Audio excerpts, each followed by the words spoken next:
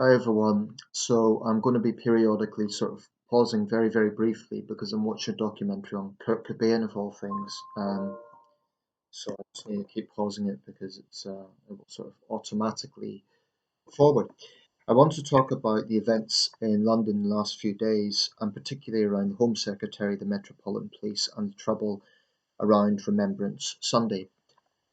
There's quite a few things to cover here, so I'll try to make it as concise as possible. Just a disclaimer here, I wear the poppy. Um, I don't have one on right now. It's the early hours of the morning. It's now the 13th. But I have this little one, which actually depicts, Together We Served. It's a um, purple poppy for animals that fell, actually, millions of horses in the First World War. And of course, the traditional red poppy. But it's kind of a loose attachment, so I'm reluctant to wear it too much in case I lose it. Then I've also got the traditional red poppies. I think Remembrance Day is very important to remember the war dead. The events from the Royal Albert Hall this year was, I thought, very well done. It was one of the best I've seen. And what's interesting is there's a thinning number of World War II veterans because even the youngest World War II veterans are now close to 100, if not already over 100. If you do the basic maths, if someone was 18 in 1945, they would be 96 now. So that's the absolute youngest veterans. Um, but they did focus a bit on the 70th anniversary of the end of the Korean War, or the ceasefire in the Korean War never formally ended. It's also 80 years since the Battle of the Atlantic, which was the longest campaign of World War II. 80,000 mariners killed in both the Royal Navy, Merchant Navy, and in other Allied forces, along with 30,000 Axis um, forces. So it was a major campaign of World War II and the longest of the war. It lasted throughout the entire duration of the European War. So I like the way they done it this year. I thought that aspect was very well done. Now, I want to talk a bit about Suella Braverman because once again she's in hot water. This, as I make it, is at least the third time that she has got into significant controversy. Um, of course, in the Truss administration, she had been accused of a breach of the ministerial code. And I haven't shied away from criticizing Braverman before. I've often said that, her seeming ability to cling on to power reeks of Tory entitlement in the sense that there is a perception of one rule for them and another rule for everyone else. That's something I have a big problem with. Um, and that's what I said at the time when Sunak kept her on. And I couldn't help thinking, has she got something on Sunak? The world of politics is murky. And there will be some questioning what is the hold this woman has on her boss, on Rishi Sunak, because time and time again she seems to, hold on to power.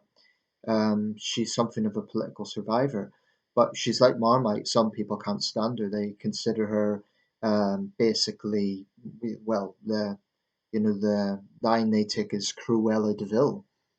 Um, I do want a tough Home Secretary. I want a Home Secretary who is tough on crime, is tough on terrorism. I don't want a Home Secretary who is passive on those things. So I don't see anything wrong with that. Um, But the latest controversy, the fundamental question of whether she goes or not, is did she breach the ministerial code? And if the answer is yes, Sunak has to let her go. He has to let her go because it would be just one time too many. But he runs a risk because she's very popular with the Tory right, but she's unpopular with Tory centrists and moderates, and deeply unpopular in the left more generally. Not that the Prime Minister's going to care what the left thinks, but he might care what Tory moderates think. Um, so, it's a real headache for Rishi Sunak. But that's the question. Did she breach the ministerial code? Now, if calls for her to resign are simply because people don't like what she said and they feel it was unprofessional, that in itself I don't think is cause to go. Why? Because she could rightly say that what she was saying in that Times piece in her criticism of the Met being biased is simply reflecting what a lot of the public think. The Metropolitan Police have really done themselves no favours in recent weeks. And I say this with the full awareness that it's a very, very demanding job. You could not pay me to be a Metropolitan Police officer right now. I think it's one of the most unenviable jobs out there because you're dealing with everything, especially if you're a frontline officer. Think of the number of things that go on in London in a given calendar year, the number of high profile events, protests, demonstrations, disorder. It's extensive. And I think to be those frontline officers, you really, really need tough skin, because it is one of those professions where you will be criticised no matter what you do. Having said that, they've done themselves no favours. For example, and I know I mentioned this a few times, but I think it's relevant. When you had a group of Islamists shouting for jihad on the streets of Britain, I believe it was outside a mosque in London, and the Metropolitan Police do nothing. And you have this weak response by Rowley saying that it's open to interpretation. But then you have a man who, and I made a video about this, who films Palestinian flags in the street. And yes, he said, "Oh, where are these people coming from?" But they immediately arrest him, in front of his cancer-stricken wife. They knock on his door in the evening, arrest him quite aggressively. Um, and people look at that and they say, "Well, wait a second. Why the double standards? Why the inconsistency?" And then Met will deny that. But I think there is something. I think there is something very wrong in terms of the consistency. Another example is when they asked Jewish charities to take down pictures of missing children. Now, the reasoning for this was to diffuse tensions. But what sort of message does that send out? It sends out the message that they're surrendering to the mob. Now, I haven't read the article that Braverman wrote, and she done it without the Prime Minister's go-ahead, which is disrespectful to her boss, and it could be seen as undermining the Prime Minister. So that may be enough reason in itself for her to go. But in that article, she spoke basically about the Metropolitan Police being biased. She said that when right-wing demonstrators are out of line, they are rightly arrested, but they don't take the same approach to the pro-Palestinian side. That's not verbatim, but that's basically what she was arguing. And she basically accused him of being biased towards the Palestinian side. Now, that's quite a big statement to make. It's quite a charge to make. But frankly, a lot of people would say, well, she may have a point. She may have a point. Now, I do not believe that the Metropolitan Police is ideologically sympathetic to the pro Palestinian side. I think it's more a case of the sheer numbers. Because these demonstrations are so big, they've sort of taken an approach of, well, we can't arrest everyone, so we'll take a kind of hands off approach. Now, that's changed in recent days. The number of arrests have stepped up, and it's good to see that there have been people chanting anti Semitic slogans and praising Hamas have been arrested. But it seems like a lot of that has come after the criticism. That was going on beforehand as well.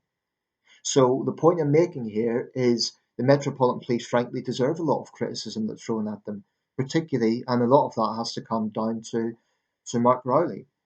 Again, he's in a very demanding job. I don't like criticising him, but in the end of the day, the buck stops with him. He is the commissioner. A lot of this will be decisions that it's taken by himself and his subordinates, unit commanders and so on. I do think the police have to explain why they're inconsistent. I watched a parliamentary committee yesterday about policing, 10 years on from the creation of regional um, police commissioners. One of the things that was brought up was the failure, particularly of the Met, to communicate why they do the things they do. They just assume that the public will understand. But if the public sees double standards, if the public sees inconsistency, that will just infuriate people and it will make people think they're not on our side. Now, I understand around Remembrance Sunday there were a lot of arrests, and most of them actually were of right wing demonstrators. Now, I'm going to say this for the record, I have absolutely no sympathy with that lot. If you're shouting out England when the reef is being laid, my message would be keep it to the football terraces. A lot of them were drunk. They were basically yobs. And, they were violently attacking police officers. In those situations, those people deserve no sympathy. They're not good patriots. They're far right yobs, and there should be no equivocation on that. I think they're just as much a problem as the other side. And there's echoes of what happened a couple of years ago now in 2020 with all the protests and counter protests. It's quite simple. If you can't behave yourself, if you're going to throw things at the police, if you're going to get drunk, if you're going to, act like you're on the football terraces, then you deserve no sympathy. I see Tommy Robinson and his contingent was walking through Chinatown. No one on the mainstream right should be applauding that at all. And it's not good enough to say, oh, but they're merely reacting to the other side. Everyone is responsible for their own actions. Tommy Robinson is a clown. He, time and time again, he says is merely an ordinary guy standing up for reason and standing up to the Islamists. But he and his contingent constantly act like football hooligans. I've no time for it. In fact, I believe he is a former football hooligan. So that side, I've no sympathy with them whatsoever. And I would say that is just as disrespectful to the war dead, to be chanting during the laying of reefs. It's a solemn occasion. It's not football terraces. And attacking police officers is, not going to win you much support. Um, so I don't blame the police for arresting those people, but they have to be consistent and they have to show that they're consistent. Now, Braverman did not advocate for far right thugs. She never actually said that. So I don't think this is comparable to certain other right wing politicians in recent years who I will not name. Let's just say a former high official who's now on trial in New York, who has been accused of inciting. I think in his case, he really did. In Suella Braverman's case, she criticised the Metropolitan Police for bias. She never advocated that right-wing demonstrators take to the streets. So I don't think it's anyone who wants to compare that or say it's the same thing. I think it's unfair, basically, to blame her for the actions of far-right reactionaries. Um, I think that's unfair. There will be some people who just hate Suella Braverman. They think she panders to the far right. They think she's a very unpleasant individual. I don't much like her, right? There's times I think like she's not fit to be in office. There's times I think she's been very unprofessional. But, I've mixed feelings because there's other times I think, well, actually, we need a Home Secretary who is tough and will say these things. Um, and, being professional isn't necessarily about being politically correct. I think there are some on the left who just have it in for Suella Braverman. I mean, Channel 4 News, which is an extremely biased outlet, their comment section was just full of lefties condemning Braverman. But by their own reports, they went around Chippenham. I don't know if that's her constituency or not, Chippenham in Wiltshire. And a lot of people they interviewed were sympathetic to her and supported her. So then it gets into the question, should the Home Secretary be criticising the Metropolitan Police? I say there is a case for that. It should be done professionally, it should be done tactfully. But, if your position is no, she shouldn't, then are you basically saying that no elected politician can criticise the Met? That's a position that I think would be absurd. Because ultimately, who does the Metropolitan Commissioner answer to if not the Home Secretary? Now, the criticism should be fair and it should be done in a professional and tactful way. So perhaps her article was a little bit inflammatory. Perhaps she should have worded it better. I did not read the article. If she said, for example, that the Met was pro Hamas, I don't think she used those words. But if she did, that was inflammatory and wrong. They're not pro Hamas, but they have been inconsistent. Um, but I'd be surprised if she actually said those words. Um, But I do not agree that simply criticising the Metropolitan Police should be enough for a Home Secretary to go. Because if she can't criticise them in her capacity as Home Secretary, then who can? I mean, she is part of a government that was elected by the people in 2019. Not my choice, but that's democracy. The Tories were elected. And she is a Tory Home Secretary. So she's also a sitting MP. So she's an elected parliamentarian. Um, the Metropolitan Police are in a position of power. And yes, they might I've no doubt they will be saying that, oh, this is a politician undermining us on the front line and undermining the dangers we face and so on. But I think that's a little bit deflective. It's a little bit of a way of brushing off criticism, valid criticism. Of course, they take risks. And I'm sure Braverman knows that. And she has said in recent days she supports them. Um, but this, once again, this gets into a situation where there's a Home Secretary who's been condemned for criticising the police. Theresa May, as Home Secretary, was condemned for that. And I'm sure many Home Secretaries through the years have been condemned for it. In the case of Braverman, she's a controversial politician, so there's maybe more focus on her than would normally be the case. But certainly Theresa May was a lot more centrist than Suella Braverman, and she got condemned for criticising the police. So what I would say is this idea that the police cannot be criticised by politicians is is wrong, because if the Home Secretary of the United Kingdom, the minister whose responsibility is the Home Department, which includes policing, if she or he cannot criticise the police, then who can? What senior official can? Of course, they have a right to defend themselves, they have a right to say, no, that's not accurate or it's not fair. But I have a big problem with this idea that they can't be criticised. Um, and I do think they've brought on a lot of problems themselves. I know people who are critical of Braverman, but even they concede that on this occasion she may be right. Now, I think where she was wrong is to undermine the Prime Minister, and it's not the first time she's done that, to write this article without clearing it with Sunak. Um, and let's see what happens. If Braverman goes, I hope it will be more for something like breach of ministerial code or undermining the Prime Minister rather than, oh, you can't criticise the Metropolitan Police. Because a lot of people would be wanting her to criticise them.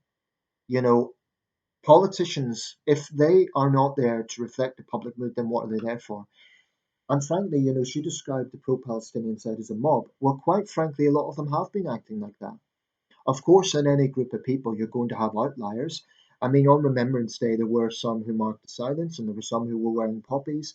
And some pointed out, indeed, that a lot of Palestinians, that I assume means those who lived in the Palestinian Mandate during the First World War, served for king and country.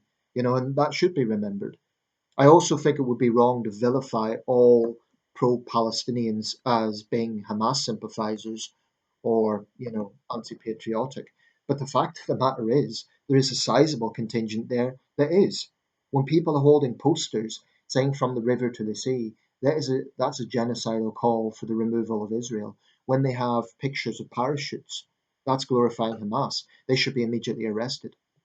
Um, and I will say that sometimes I think the Met take the easier choice. If it comes down to arresting one white guy at night time because he's said something a little bit rude on the camera versus a mob, they're going to go for the guy at home, obviously.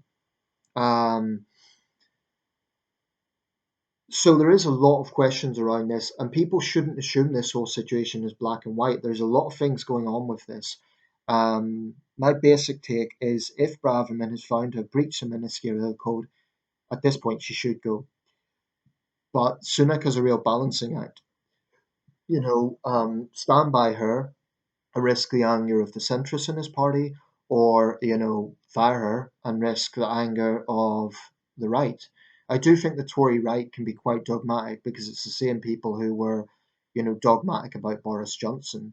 Um, they should remember that ministers have to be professional as well. So, without having directly read the article, I have to keep making that caveat. She should have done it in a responsible way. And if she said that the Met, are sympathetic to Hamas, that's reckless. Now, I don't think she actually said that, or I'd be very surprised if she did. What she probably said was they're biased. And they are. This is the thing. Many people would say, well, actually, she's got a point. Now, you won't get that opinion on the Channel 4 thread because it is a very left wing source. If you look at something like that, it's a very left wing outlet, so you're going to have a lot of left wing opinions there. Um, But I do think a lot of people who basically hate Braverman, they're not being objective. Um, if you're going to criticize her with a specific, thing, not just because she's a right wing Tory.